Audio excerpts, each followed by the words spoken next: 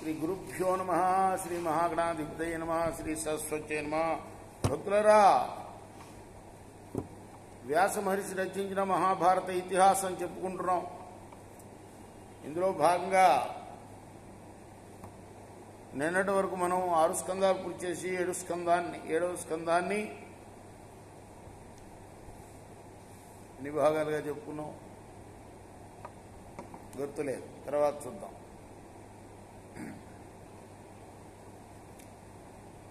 ఈరోజు కొనసాగిద్దాం. కొంచెం ఈ రోజు నుండి మన పోతన రాసిన పద్యాలు చదువుకుందాం. తెనిగించిన తెలుగులో, సంస్కృతంలో వ్యాసులు రాసింది, మన తెలుగులో భాగవతంలో, తెలుగులో పోతన రాసిన పద్యాలు చదువుకుందాం.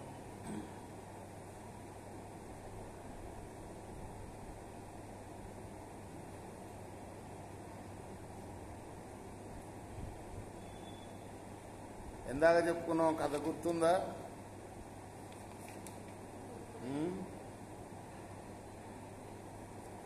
యముడు ఒక కథ చెప్తున్నాడు కదా, సుయజ్ఞుడు అనేవాడి కథ చెప్తున్నాడు.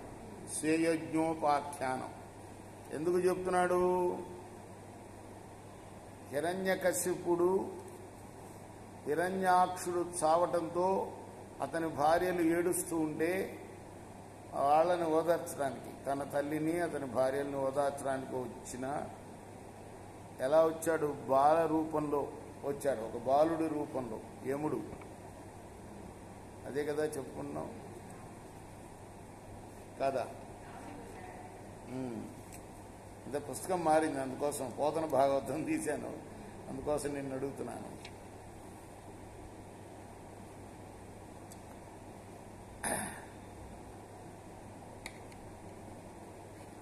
రెక్కలు రావు పిల్లలకు రేపటి నుండి మేతగానమిన్, బొక్కుచు గూటిలో నెగసిపోవగా నేరపు మున్ను తల్లి ఏ దిక్కున నుండి వచ్చునని త్రిప్పని చూట్కుల నిక్కి నిక్కి నల్దిక్కులు చూచుచున్నవతిది అతి దీనతనెట్లు భరింతును అక్కడా.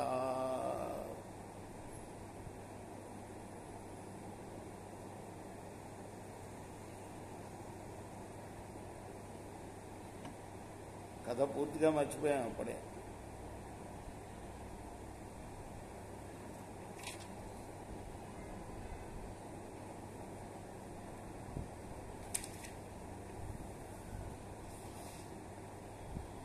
ఒక పిట్టల్ని పట్టేవాడు ఉన్నాడు, అదేనా చెప్పుకున్నాం. వాడు ఒక రోజున అడవికి వెళ్ళాడు ఆ పక్షులను పట్టుకుంటాను.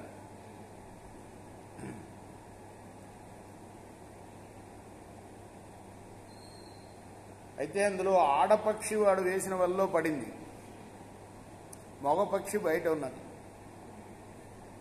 ఒక మాటు మన నరందర ప్రకటించి కిరాతు వలల బడజేయక నిన్నొక్కటికి వలబడవేసిన వికటీకృత దక్షమైన విధిని మందును బ్రహ్మను తిట్టుకుంటున్నాడు. ఆ బ్రహ్మను ఏమనాలి? ఆ మగపక్షి అనుకుంటుంది, ఒకేసారి ఇద్దరిని పడేస్తే చచ్చిపోయేవాళ్ళం కదా, ఒకసారి అలా పడేయకుండా నన్నేమో బయట వేసి నిన్నేమో లోపడేయించాడు, ఏమనాలి? మరి మన పిల్లలు రెక్కలు రాని పిల్లలు బయట వదిలేసి ఉన్నాం. రెక్కలు రావు పిల్లలకు రేపటి నుండి మేతగాని మిన్, బొక్కుచు గూటిలో నెగసిపోవగా నేరపు మున్ను తల్లి ఏ దిక్కున నుండి వచ్చునని తిప్పని చూడ్కుల నిక్కి నిక్కి నల్దిక్కులు చూచుచున్నా అతి దీనతను ఎట్లు భరించునక్కట. రేపు నేనేం ముఖం పెట్టుకుని నా పిల్లల దగ్గరికి వెళ్ళాలి? ఆ పిల్లలు అడుగుతారు మా అమ్మేదని, మన పిల్లలు ఏం చెప్పుకోవాలి అంటూ ఏడుస్తున్నాడు అని బిద్దమ్మన కుంఠిత నాదము తోడను కంఠము శోషింపవగచు ఖగమును హననోత్కంఠుడైన కిరాతుడ కుంఠిత గతినేసే ఒక్క కోలంగూలను. అంతే పాపం ఇదంతా అనుకుంటున్నాడు, అయ్యో నా భార్య చచ్చిపోతుంది అని. వీడినే చంపేశాడు వాడు. ఆ కిరాతకుడు ఓ బాణం వేసి ఈ మగ పక్షిని చంపేశాడు. కాలము వచ్చిన శబరుని కోలంధర కూలే ఖగము ఘోషము తోడను కాలము దాసిన నేలం కూలకపోవసమే ఎట్టి గుణవంతులకు.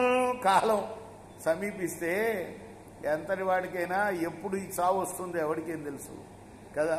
కావున మీరు చచ్చు తరి కానరు చచ్చి ధరిత్రి పడ్డ ధాత్రి విభుదేహమున్ కదిసి దీనద నేడు అనేలా. కాబట్టి ఓ తరుణీమణులారా, భూమి మీద పడ్డ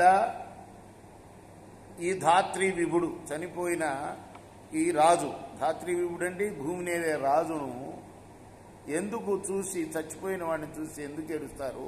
పొండు చింతావతులార వత్సర శతములకైనా నిజేషు సఖికింబోట దుర్లభంబు. 100 సంవత్సరాలకైనా చావటం ఖాయమే కదా కదా. మృతి పొందిన వారలు శరవత్తులే. 100 సంవత్సరాలు ఇంకా మీరు ఎదురు చూసినా చచ్చిపోయిన వాళ్ళు తిరిగి వస్తారా చెప్పండి అని ఇట్లు కపట బాలకుండై క్రీడించుచున్న యముని ఆలాపంబులు విని సుయజ్ఞుని బంధువులెల్లా వెరగు వీడి, వీళ్ళంతా సుయజ్ఞుని యొక్క భార్యలు ఏడుస్తున్నారన్నమాట కదా. సుయజ్ఞోపాఖ్యానం కదా. సర్వప్రపంచంబు నిత్యంబు కాదని ఇదంతా ఎవరు చెప్తున్నాడు? యముడు చెప్తున్నాడు. ఎవరి వృత్తాంతం? సుయజ్ఞుడనే రాజు యొక్క వృత్తాంతం. ఎవరికి చెప్తున్నాడు? హిరణ్యాక్షుడు యొక్క భార్యలకి, హిరణ్యాక్షుడు యొక్క తల్లికి. అక్కడ హిరణ్యకశిపుడు కూడా ఉన్నాడు. ఈ బాలక రూపంలో వచ్చి యముడు చెప్తున్నాడు అనమాట. ఒక కథలాగా నేరుగా చెప్తే ఎక్కదు కదా మెదడుకి. ఏం చెప్తున్నాడు? ఇదంతా జ్ఞానోపదేశం చేస్తున్నాడు.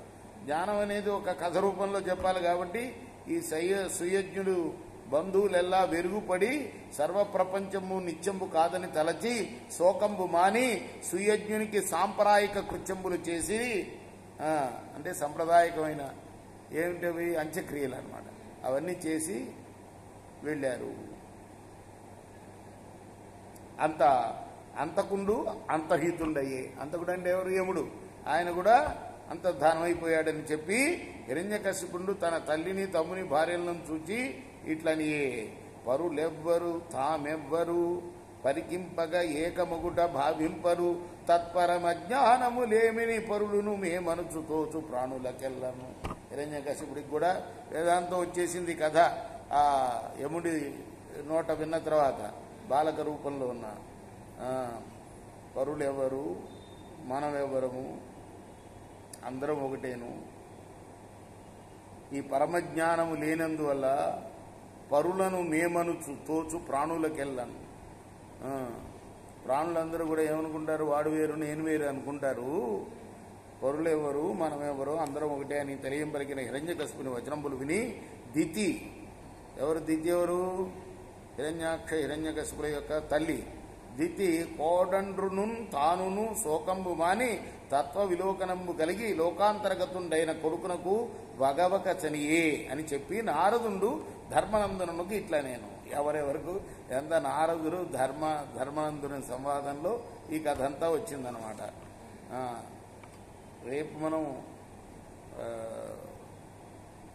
కొనసాగిద్దాం ఈ కథని. కృష్ణార్పణమస్తు. సాయి కృష్ణార్పణమస్తు. ఇవాళ 8వ భాగం చెప్పుకున్నాం నిన్నటి వరకు. ఇవాళ 9వ భాగం చెప్పుకున్నాం. ఎందులో? 7వ స్కందంలో. కృష్ణార్పణమస్తు. సాయి కృష్ణ. శ్రీ సచిదానంద సద్గురు సాయినాథ్ మహారాజ్ కీ జయ. చేకోరా హారతి దిగో సద్గురునాథ దేవా సాయినాథ. పాంచభౌతిక తత్వములనే హారతులిత్తుమురా. నిర్గుణం మగు స్థితే వీడి ఎట్లి ఆకారం పొందితివో సాయిరా.